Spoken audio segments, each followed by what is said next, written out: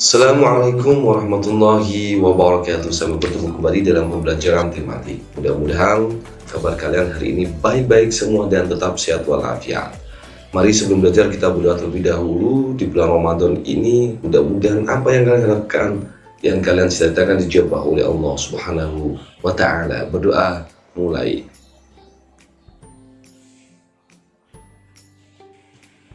Oke anak-anak, pada pembahasan kali ini kita akan mempelajari pembelajaran 6, yaitu tujuan pembelajaran SPDP dengan kegiatan mengamati gambar berbagai karya 3 dimensi.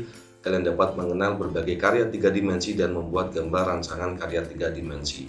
Bahasa Indonesia, dengan kegiatan membaca cerita fiksi, kalian dapat menentukan sifat tokoh dalam sebuah cerita fiksi. Udin, Siti, Edo, dan Lani berkumpul. Mereka akan membuat karya 3 dimensi. Berbagai benda yang akan digunakan sebagai bahan pembuat maket lingkungan tempat tinggal. Apa saja yang dibuat oleh Udin dan teman-teman? Pelajari uraian berikut ya. Pada gambar pembelajaran 2, kalian sudah pernah mengamati berbagai gambar karya 3 dimensi berupa gerabah. Saat ini perhatikan gambar berikut. Karya 3 dimensi berupa benda lainnya. Ini gambar 1, gambar 2, gambar 3, gambar 4, dan gambar 5. Gambar di atas menunjukkan berbagai karya 3 dimensi. Apa saja benda pada gambar di atas? Tuliskan pada kolom berikut. Yang pertama, gambar 1 yaitu keterangan gambar bentuk rumah dari kertas. Yang kedua, gambar 2 bentuk pepohonan dari kertas dan plastisin. Gambar 3 bentuk binatang dari kertas. Yang gambar 4 maket lingkungan perkotaan dari kertas. Yang kelima, gambar maket lingkungan peternakan dari kertas. Karya 3 dimensi dapat dibuat dari berbagai bahan. Ada karya berbentuk rumah dari bahan kertas yang dibuat dengan cara menggunting dan menempel.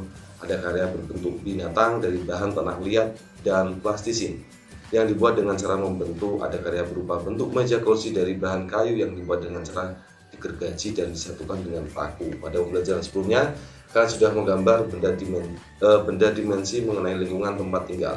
Benda apa yang sudah kalian gambar? Untuk membuat karya 3 dimensi, sebaiknya kalian harus membuat gambar rancangan karya yang akan dibuat berikut. Berikut gambar rancangan karya 3 dimensi yang telah dibuat oleh Udin dan teman-temannya. Ya, ini membuat rumah ya. Ini gambar 3 dimensi. Ya.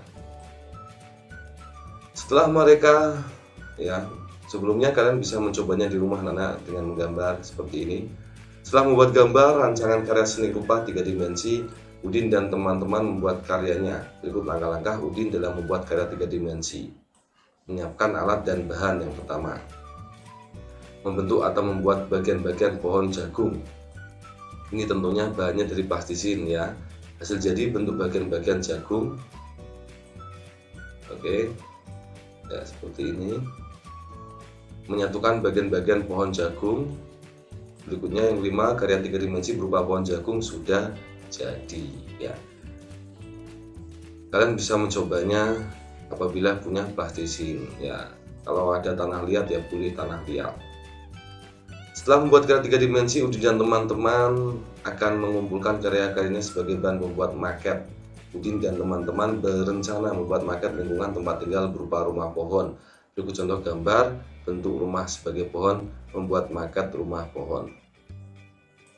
Ya, kalau maket ini anak-anak bisa dengan bahan potongan kayu kecil-kecil dibuat seperti ini ya. Kemudian bacalah bacaan berikut dengan judul Taman Rumah Pohon dari halaman 175 sampai halaman 176. Pak Guru bantu menjawab, bagaimana sifat tokoh Devina dalam cerita tersebut? Tuliskan jawaban pada kotak berikut ya. Jadi Devina adalah anak yang kreatif, mau berusaha, mau bekerja sama, mudah bergaul dan ulet. Ya, ingat anak-anaknya, jangan hanya dijawab akan tapi dibaca terlebih dahulu. Itu tandanya nanti. Ayo renungkan apa yang setelah kalian pelajari pada pembelajaran kali ini. Apakah kalian ada yang kesulitan ya, bisa kalian renungkan, ditulis di dalam kotak tersebut. Kerjasama dengan orang tua, tanyakan kepada orang tua kalian ya, jangan lupa. Oke, Untuk pembahasan kali ini cukup sampai di sini.